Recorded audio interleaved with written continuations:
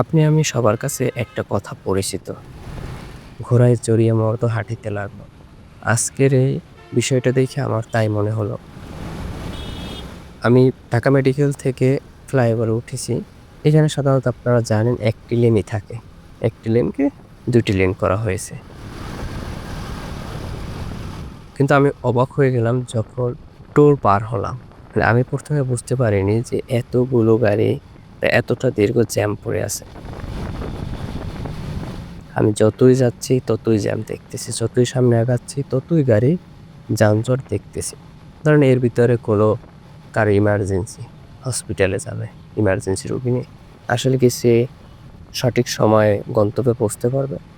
তার জন্য এটা কতটা কঠিন হতে পারে একবার ভাবেন তো।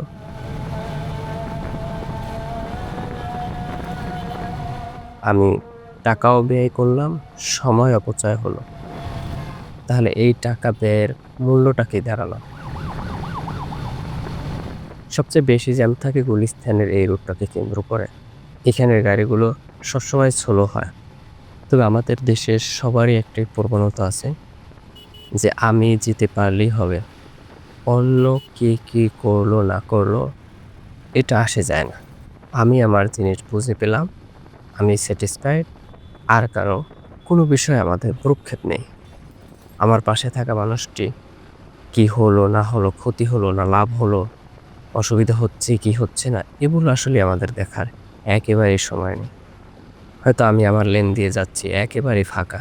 কিন্তু আমার অপর পাশের মানুষগুলো কতটাই না চিন্তা করতেছে, কতই না ভাবতেছে আজকে বা কখন পৌঁছাবে তার গন্তব্যে। আবার সেই গন্তব্য থেকে আবার বাসায় পৌঁছাতে তাদের কেমন সময় লাগতে পারে সে নিয়ে তাদের দুশ্চিন্তায় পার হচ্ছে সময়।